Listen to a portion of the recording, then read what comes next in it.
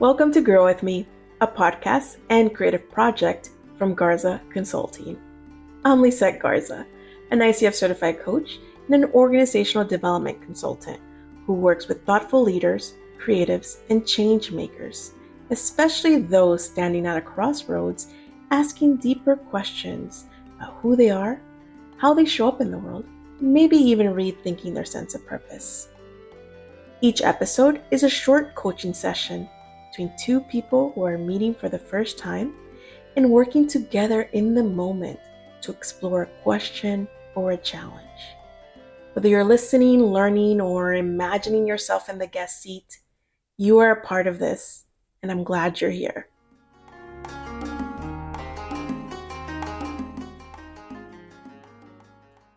Welcome back to Grow With Me.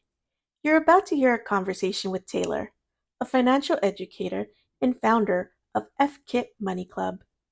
She's already done something bold.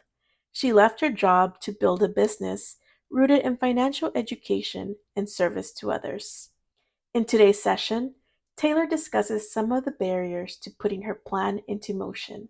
She knows what matters to her, she's clear on what she wants to build, but the follow through, that's where things get tangled.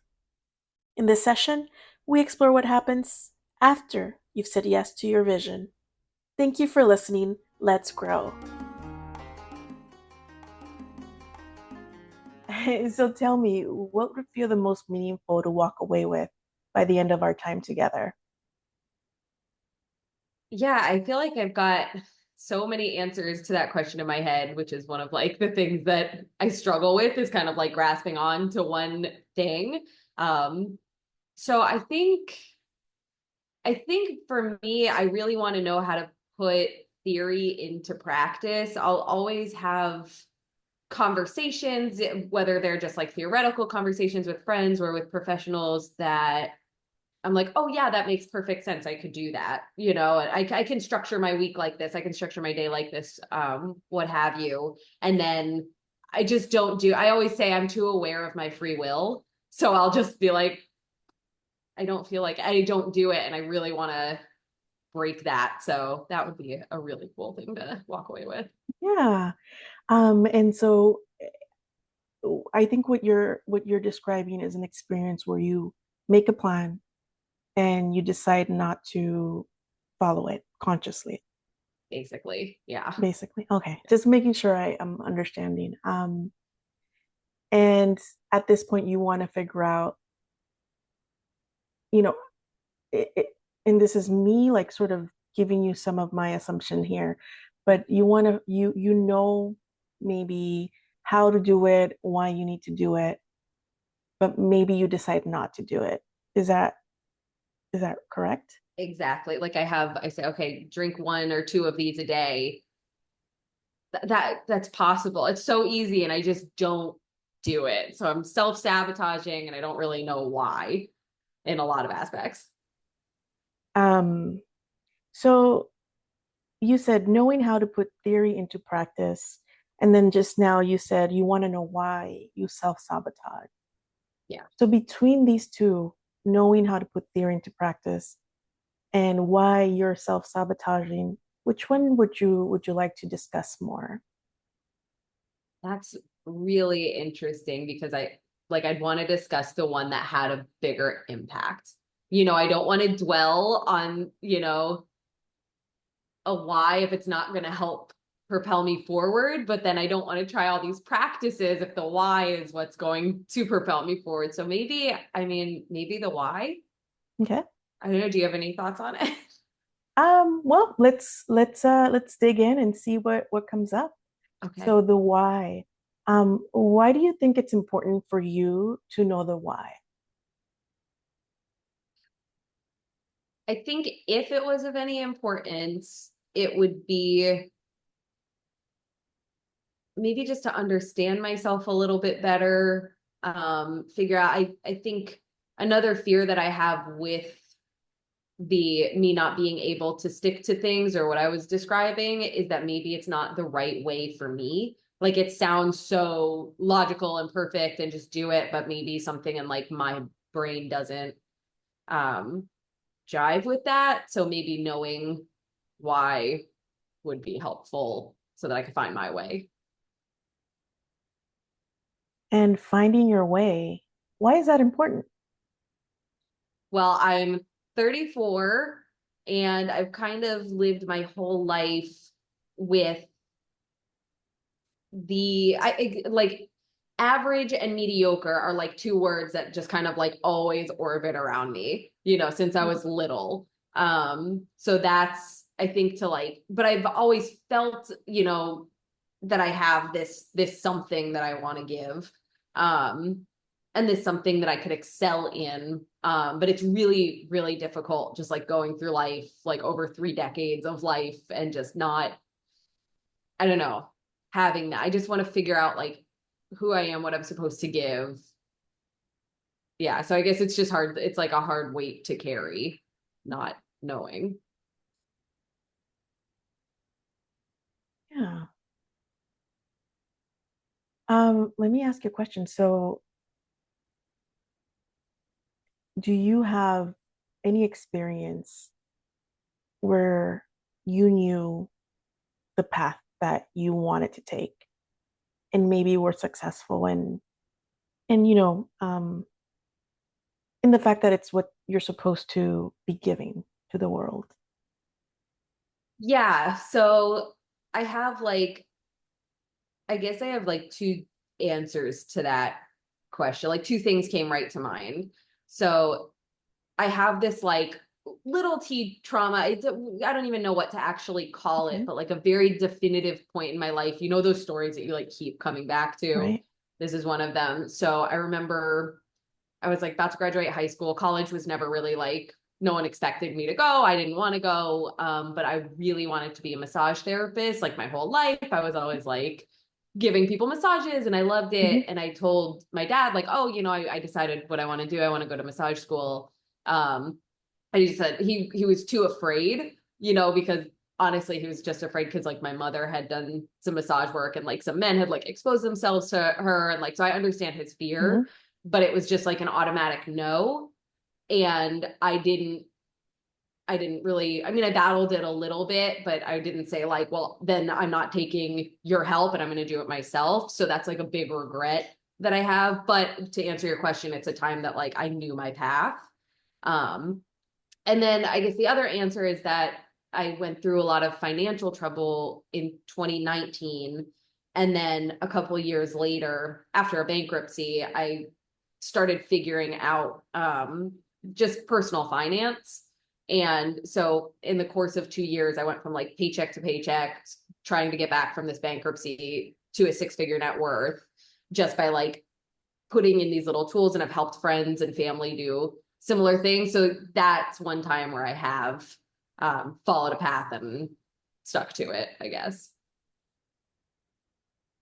So you gave me a story of when you knew of a path that you wanted to go down, but you there was an obstacle that deterred you from going down that path.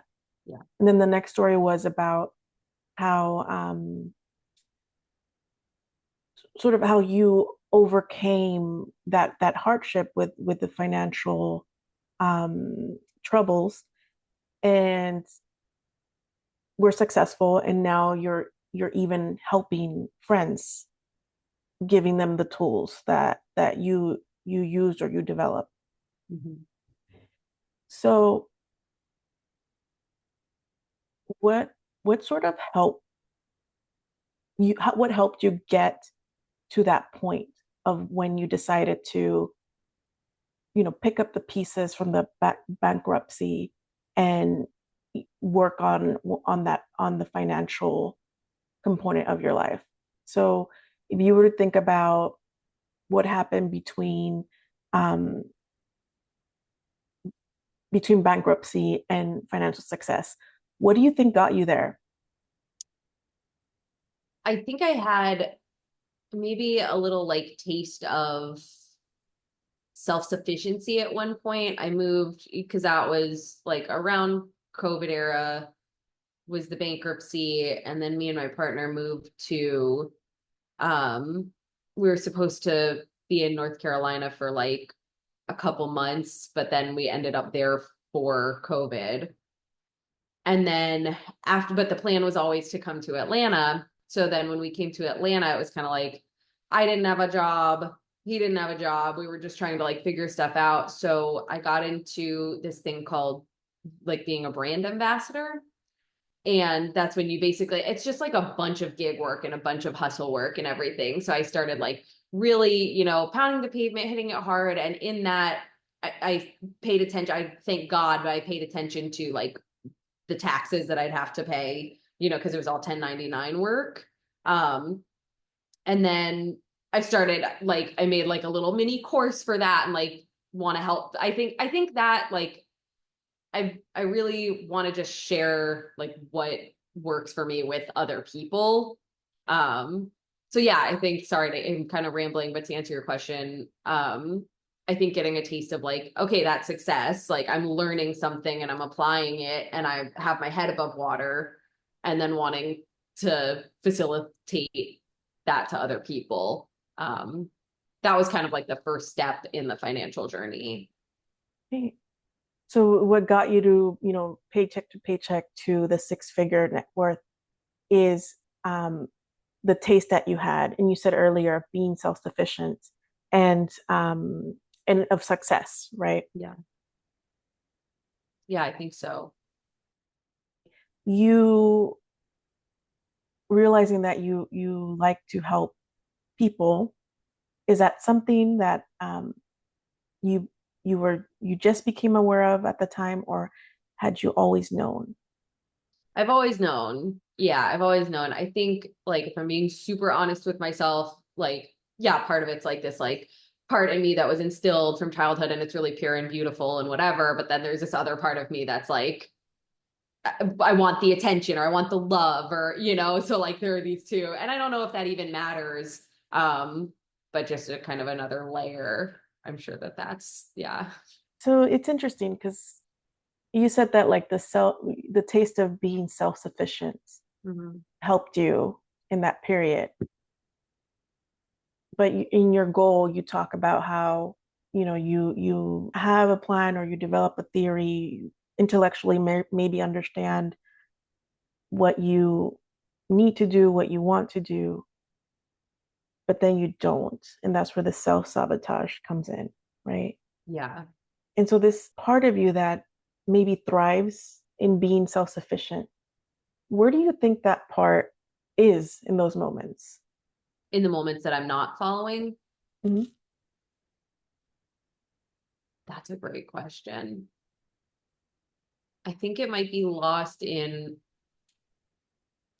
maybe a bit of overwhelm and then also not following my intuition. That's always been a really big theme with me, is that I don't follow my intuition in like really big kind of definitive moments. Mhm.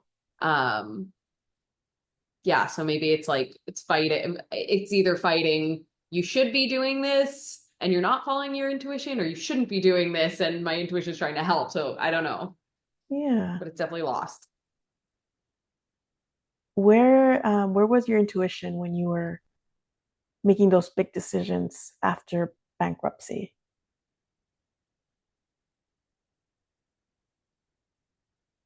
I don't know. That's such a interesting question, because it felt like I feel like I go through like these like little portals in life, right? Where I'm like doing really great and learning something new and I'm super happy. And it's just like my whole life is this like cycle. So like I Mhm. know that's coming back. I know I'll have another Mhm. period of time where that comes back, but how do I make that? Like how do I turn that into my life? And understanding like there are going to be lulls in life and everything, but like how do I get to like this like achieve these goals that I really want to achieve? So I don't know where the intuition comes from or why I follow it in certain times. And do you have a particular like project or goal in mind currently where you're feeling that you're self-sabotaging? Yeah. Okay. Yeah. I'm trying to build the business to teach people about financial education so that it's not B2C. It's not like business to consumer directly. I want it to go through HR and be an HR product so that these companies are investing into their employees, making them happier employees, having them feel their paycheck more by learning about financial education. So that's, yeah.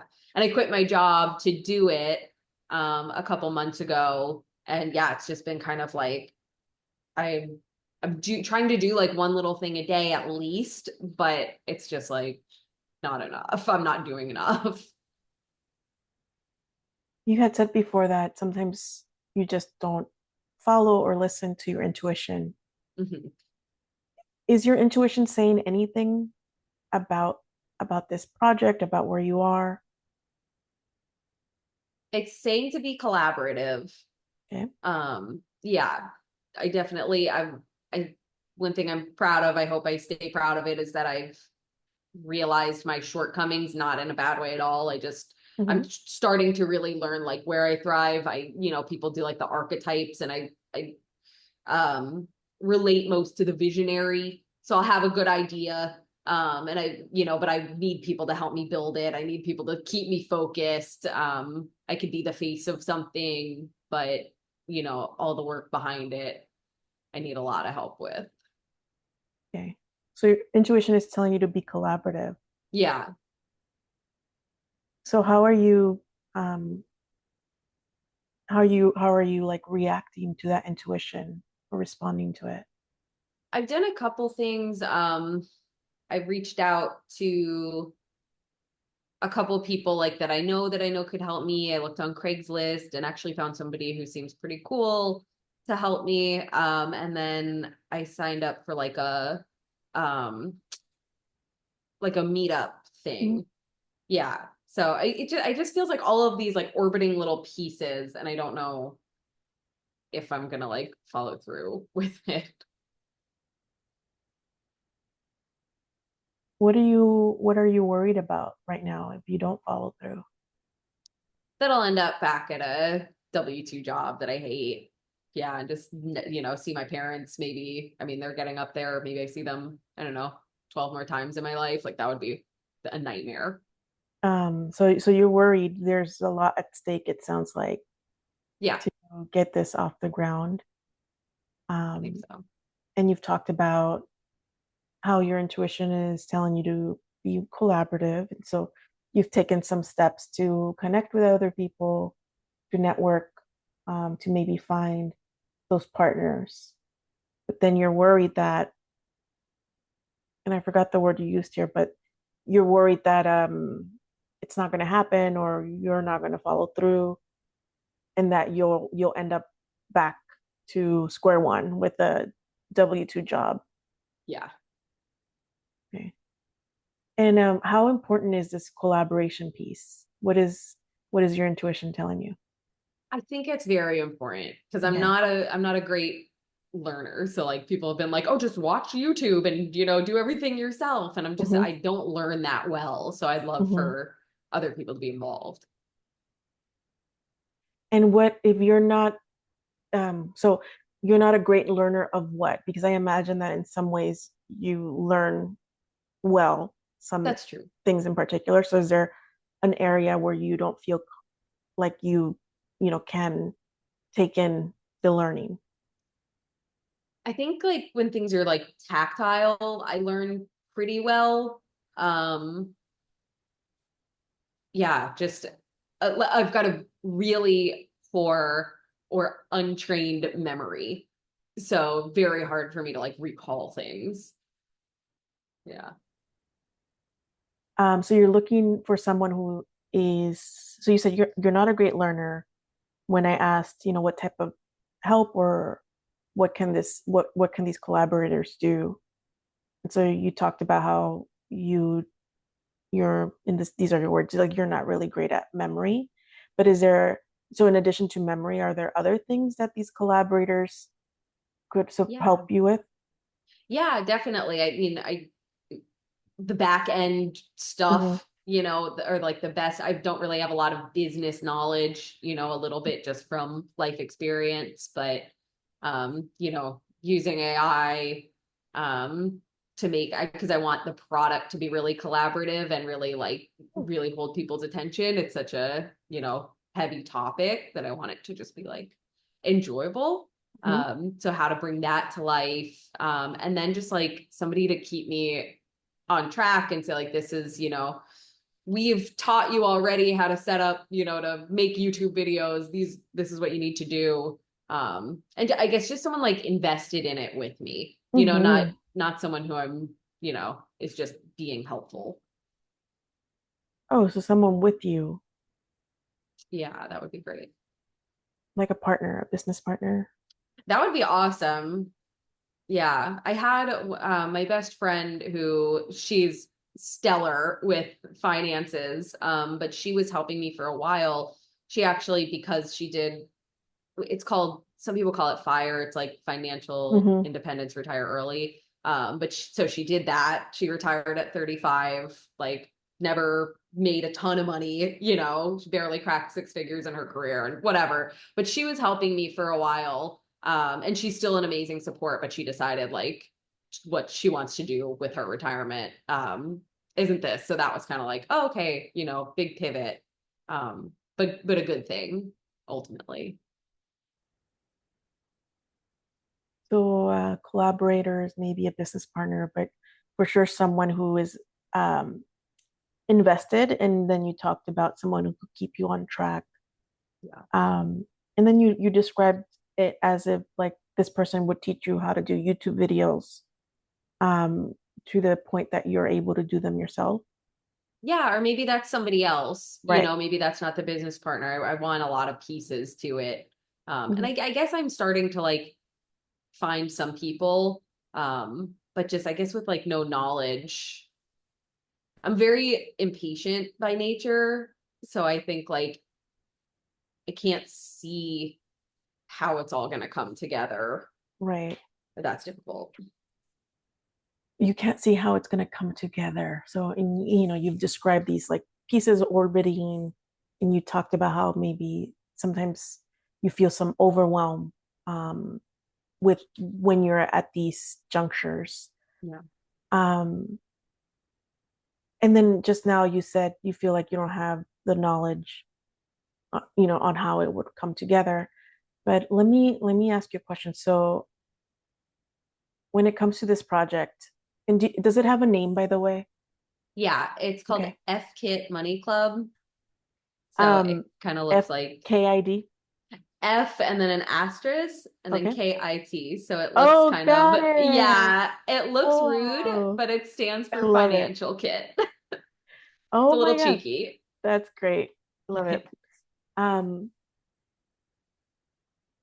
yeah, I love that when you were explaining that you were smiling and excited to give me the name. It's a fun name. Yeah, it Thank is a you. fun name. Yeah. Thanks. So this money club, when we think about it coming together and your knowledge of how it will come together, I want you to kind of stay with that a little bit and think about a scale Mm. from 0 to 10. Okay. 10 is you have a very clear picture of how it's going to come together. And 0 is the opposite. No idea. 0 to 10 on this scale. Where do you see yourself? Say it like a 4. 4? Yeah, like I've got some ideas. I can see like I'm good at dreaming. I could see it, it in the future. I just don't know how to like put these pieces together. What do you think got you from a 0 to a 4 in the first place? I think seeing some other similar people who've done things that are similar, um, that's helpful, like hearing their stories. I do feel like that's one thing that blocks me a lot is that my like a story of someone like me isn't told that often, so I don't like see it reflected back a lot. And I Mhm. know it happens a lot. It's just kind of a boring story, So yeah, that kind of stops me a little bit. So a guide to 0 to 4 is seeing similar people doing it and hearing their stories, but then like maybe you don't see that enough. Yeah, or I don't see people like me doing it. Like, Oh, got it, got it. So yeah, seeing other people do the thing, but then not really seeing your background or your experience represented. yeah, exactly. And what would it feel like to hear a story from someone who was like you? I don't know if I would just self-sabotage it again because I think like what doesn't resonate with me in most people's stories is that people are either coming from like real rags to riches, or it's just like, wow, they pulled themselves up for their bootstraps, or, they were an addict or poor, whatever. I don't resonate with that. And then the other side of the spectrum is like, they were always this like bright, amazing hard worker. And I just like back to that like mediocre average. It's like, oh, I've never seen anyone like come out of mediocrity into like success. So, but I don't know because maybe like, so I think to answer your question, if I saw that, part of me thinks I'd be like really inspired and want to talk to that person and, go, okay, it's possible. But then the other side of me is like, well, what if I just like self-sabotage and I'm like, well, they worked really hard, like, Mhm. I don't know, like that's not me. Oh, wow. So Yeah. you're looking for someone to connect to, but then you're worried that you're going to dismiss it. Yeah. Yeah.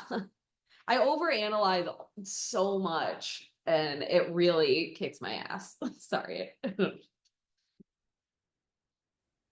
So the self-sabotage, you're sort of already anticipating that, from what you've described, that if you even if you did hear someone who resonates with, your journey, that you might find reasons to disconnect yourself from that. Okay, Maybe. I hope not, but maybe. right. But when you describe like how you got from a 0 to 4, you talked about hearing stories, even if Yeah. these folks don't share your background, but that helped you get to the 4. Yeah. Okay. True. So if we were to talk about how to get to the 5, what would it take? Hmm. I think I would need to see some sort of uh what's the word I'm looking for? Some sort of like proof that it's going to work, that people are going to want it. Mm-hmm. But how do I get the proof without finishing the product? Proof that it's going to work and that people are going to want it. Yeah. And then you ask, like, how is that going to work if it's not ready? Yeah. Or, okay, Yeah. what besides having the product ready for use, um, what would be other like indicators of that proof? Maybe like a great presentation that kind of like outlined exactly what it is and how it's going to help companies, which I like kind of did at one point. I kind of like created. I have so many like floating pieces all over the place. I keep saying Yeah. that, but Yeah. like, and that probably has something to do with the memory thing too, where like kind of forget that I do certain things and they're all just Hmm. like in Google Drive. But anyway, sorry. Yeah, maybe like an even better presentation. An even better presentation. Yeah. And it sounds like you have something, or you started it, but you maybe forgot because you talked about your memory that it's there. Yeah. Okay. But if that gets you to a 5, what can you do with what you do have to get you to feel that you're closer to knowing how it's going to come together? Well, you might be kind of an inspiration because I might be able to like show it to people. Yeah, just like strangers or people who might be interested, different HR Hmm. professionals. And yeah, just say, Hmm. like, can I pitch you? Yeah. Yeah. Um. So but you'd have to kind of finish it, or dust it off from your Google Drive and Yeah. make sure that it's a great presentation that Yeah. outlines everything and how it works. Yeah. But then, like, the next step would be to get in contact with people to pitch it. Right. Okay. And that would get you to a 5. I think so. All right. Yeah. And going back to the self-sabotage, if we were to think about, say that you get off this call and today or tomorrow or later in the week, you pull up that presentation. What do you think, what do you think are would be some ways that you would self-sabotage yourself? Like it could be as simple as just like, I'm tired. I'm going to watch TV. Like, Okay. I'm just, like, I'm not going to do it. Like, Yeah. yeah, I don't know where it comes from. Like, my parents are such hard workers. I'm a hard worker when I work, but I don't know. Just that, like, yeah, it's got to be a fear. It doesn't feel like fear feels, but it like has to be a fear of something. Yeah. And can I share with you, connected to the fear, a possibility maybe that I've heard other coaches Yeah, talk about? Yeah. definitely. Sometimes it's avoidance of something that you fear. And for some folks who I've talked to, it's avoidance because they're afraid of failure. And I am not sure if that's the case for you. It might be something else, but would this kind of help you understand, maybe that there's a fear of some sort there that you're trying to avoid, and it might not be failure, it might be Yeah. something else. Yeah, it definitely could be failure. I mean, historically, like I never tried very hard at anything because I was just kind of like embarrassed. I don't Mm-hmm. know if that's because I was scared that I would fail. I was kind of really embarrassed of people seeing me learn. Mm-hmm. Mm-hmm. Maybe because I'm not as good of a learner as most people. Mm-hmm. That must be true because it got me tearing up. So, Yeah, there's something there about perhaps it makes you feel vulnerable to for people to watch you in process. yeah, yeah.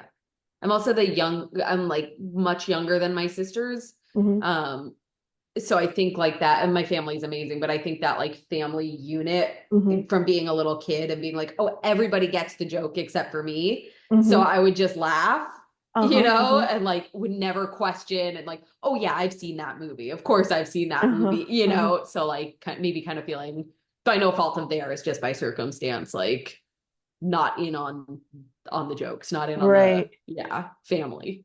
And you don't want to sort of give that, you know, let people know that you don't know or Yeah. you don't understand the joke. Mm. Yeah. Yeah. That might be where that comes from. Interesting. So how does this how does this what did you call it? Embarrassment to for people to see you learn. How does this factor into the self-sabotage? Yeah, I mean, I guess it's just that. Like yeah, and it like even maybe it's like seeped into even like being by myself, Mm. because I feel like I'm very like open, like, hey, I don't know what I'm doing, like please coach me and blah blah blah. But like I guess that like embarrassment is still there. Yeah, Mhm. on like some cellular level. So yeah, maybe just like easier not to try if I'm going to have to like show that I don't know things, even though that's like, it doesn't feel embarrassing to me anymore. Yeah. Do you really feel like you don't know things in this arena that you're in? I feel really confident about Hmm. the crux of it, like about the information that I'm giving, what Hmm. I've done, how I can help people, Hmm. but in like the business building. Okay, it's the business Yeah. building. Okay, Yeah. that's good to clarify. Yeah. That it's not the content, but it's the business Hmm. aspect. Yeah. So I want it to be like a pretty high ticket item. It's a lifetime. Can go to every every employee lifetime access, or, whatever that might evolve, but at least at the beginning. So like, it's a valuable product, and I'd rather, sustain myself from these companies that I'm hopefully going to be helping. I want employee retention to be, what they gain from it, and the best talent with the least amount of stress, because we all, if anyone's ever worked a W-2 job under financial stress, like it's enough to, make your mind wander. But anyway, yeah, so I want it to be a high ticket item, but I don't know if that's like, you know, feels very brazen to say like this is X amount of money and this is like what it's going to do for you, your bottom line. So establishing that you're concerned about the business aspect of it, of maybe ensuring the value of it, strategic way that is sustainable and successful. Yeah. Um, is that the part that when we talk about how it's going to come together, is it then mostly the business part? Yeah. Yeah. Okay. I've coached a few people like one-on-one, just Hmm. like out of the love for it. I guess getting people to like stick to things was a challenge, but that was pretty fun. Okay. I didn't feel, yeah, terrible How doing it. much how much do you think they valued it? A few of them quite a bit. Yeah. It was definitely kind of life changing for a few of them. That was cool. That sounds really valuable. Yeah. Yeah. Yeah. Um, so going back to moving to this five, and you talked about if I had proof, but then said I don't have the product yet to test. And so we talked about the next big thing. Oh, the next step from that might be having a presentation that outlines everything. Yeah. Sounds like you have it, and from what you've explained, you have a good sense of why it's important and of the content, and you have experience actually applying it with clients. Yeah. Um, and so when we talked about going back to that presentation, you express concern that you might just decide that you're tired in that moment. Yeah. Um, so so then is is going to that presentation the right step, or is it something else? Mm, that's interesting. Like, are you saying that you think it's like my intuition telling me to look somewhere else?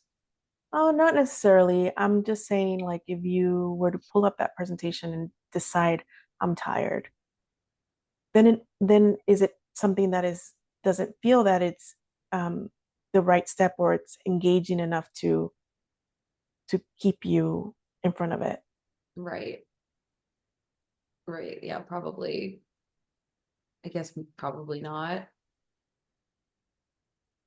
So, is there something else that maybe you can turn to where you can draw from that time, between being bankrupt and finding success? Is there anything from that time that you can recall or bring back to give you that same sense of self-sufficiency? You said, taste of being self-sufficient, and Yeah. in that comes confidence. So is there anything from that time period that? You know, I think a bit of the missing link, which you're helping me realize, is that when I was doing that, like the brand ambassador stuff, I was like really hungry, really driven, wanted to share it, but also did have people still depending on me at least to show up for my shift. So yeah, right now there's no one really depending on me. So maybe that's a missing link. Hmm, I the don't know how to, accountability piece, yeah, exactly. and your paycheck dependent on that, right? Yes. Yes. And Mm. yeah, and I think just like my people pleasing tendencies, you know. Yeah, so the accountability piece. Yeah. Hmm.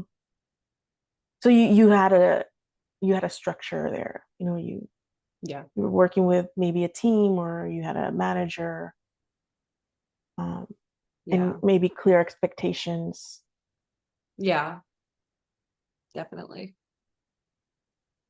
What from that is easy to replicate at this time that would, provide that structure? It's difficult because it was like a different, another person outside of me who I had to show up for. And I guess, yeah, getting that, like, I'm very like teacher's pet by nature. So I think like if ever one of them were like, oh, we want you to come back for all of our events, or like, we want to hire you for Thursdays or whatever it is, like that was very like, oh, I'm the one that they want because I'm so good, So I think part of like that might have been a factor. So I don't know like how to get that when no one else is around. You responded well when you were part of a structure where there were expectations and you had to answer to someone. They were depending on you. Hmm.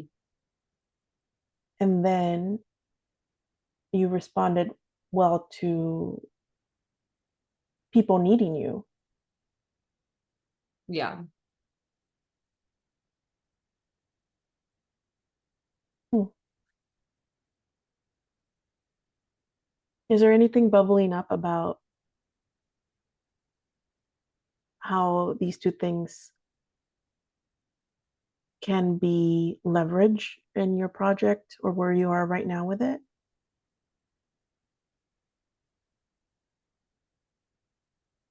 Hmm.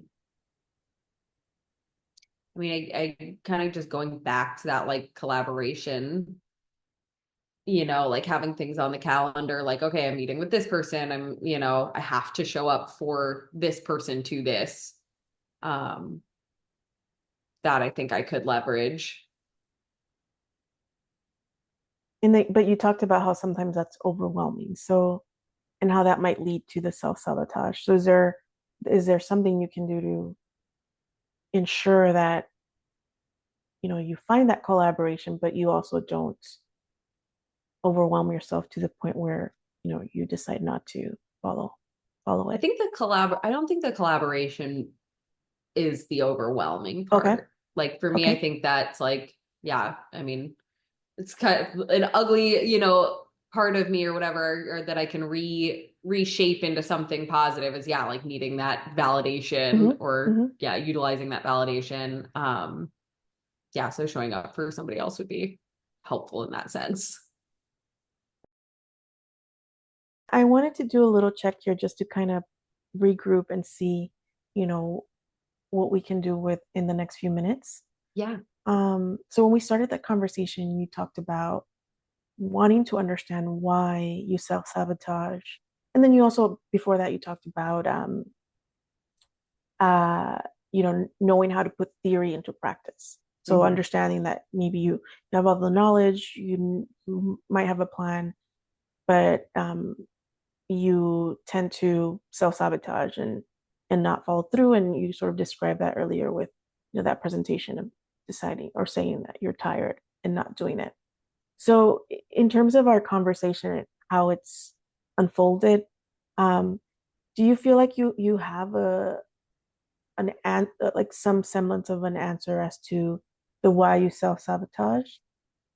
Yeah, yeah, definitely you like re-brought some things up to the surface for me. And yeah, there's some stuff that I think I need to dive a little bit deeper into, especially that learning aspect, like the embarrassment around learning. And how do you think that you could dive a little deeper there? Um, I guess putting myself out more is a good start. Maybe even taking some sort of a course would be beneficial. Hmm. Yeah. You said that the way you learn is tactile, right? So Yeah. really thinking about you know, finding things that that fit you and your and in the way that you operate and you function is very fair, right? Definitely. So would tactile mean like learning by doing almost? Yeah, exactly. Yeah, that's a great point because I've done courses that I've paid money for and then just stopped doing because they weren't, I wasn't putting them into action. So, That's really interesting. So like want to learn, it's like what did you say? Be able to maybe learn in public practically, right? Because you said yeah. that you're embarrassed for people to see you learn. Mhm. Um, so learning in public and learning that by doing Yeah. would be the best way that you learn. So if we were to kind of position it that way, learning by doing, what would you do to learn in public or to allow people to witness you learning or process learning your process? I mean, a big part of my business is going to be um like video, Mhm. YouTube, stuff like that. So maybe that could be like the theme of it, like what I learned this week or something like that, and maybe like Oh, how I started to how I learned it. yeah, Yeah, that's kind of cool and how you learned maybe. it. You know what? And you talked about how important it is for you to see people who like follow or who resonate with your background, and even doing this, might help other Yeah. people who have similar struggles. That's Yeah. really powerful.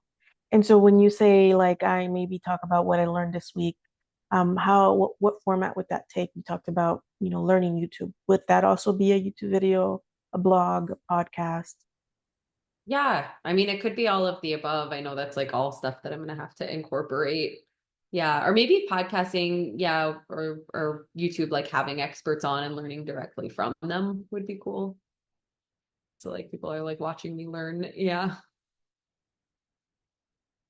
And I will just say that you know, there's a potential here that you might feel that self-sabotage creeping in, Yeah. right? So what can you do to like, you know, talk back to it or or stay the course? Yeah. Maybe finding somebody who was as invested or sort of invested at least in the business would be really good, like an accountability buddy. Hmm. How would you find this person? That's a really good question. I don't know. I mean, maybe I could start with like somebody in my life, but I don't think that'll be sustainable for that long. But maybe that's a good start until I find somebody who like really wants to do this. So, getting to that five, I think we talked about a few options, but what is that next step that you can take? Again, we talked about, that PowerPoint, the collaboration piece, the digging into the learning, watching, letting other people see you learning. What is the next step here in any of these areas? Gosh, there's so many different ways. Um,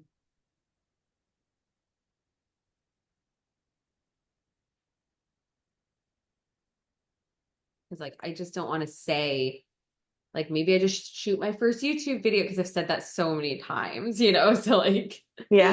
like there are easy answers to it, but I want to be truthful. Um, I think I just need to pick like something, some small aspect and just like perfect it. I don't know what that is yet, but some small aspect of the business and just like learn it really well. And yeah. So, would that be a good next step? Yeah. Okay. Yeah, I think so. I think narrowing it down and like keeping it small. So maybe it's, how to write an incredible YouTube script, or like how to get the best lighting, because obviously my Uh-huh. lighting is like not that great, you know. Mhm. So Okay, yeah. great. And is this related to the business development piece that you want to, wrap your arms around? Yeah, Okay, yeah, good. all of it's included. Is there anything else that, is there a question you have or something that you want to talk about that would round out this conversation?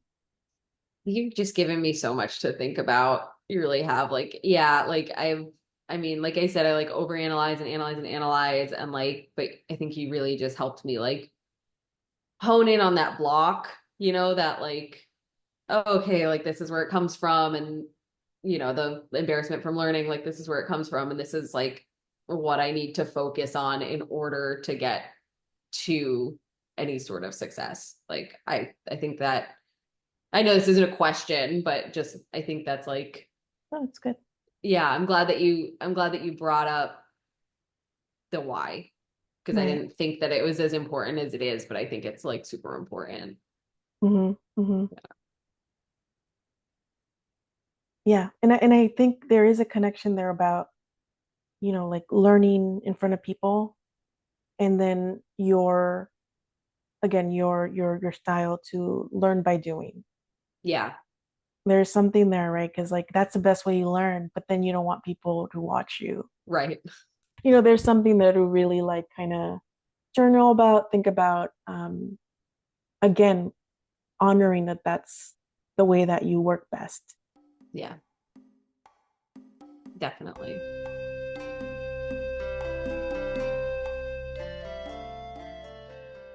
Thank you to Taylor for her willingness to be coached in public, for learning out loud with us, and reminding us that growth can also happen in the tender, uncertain moments.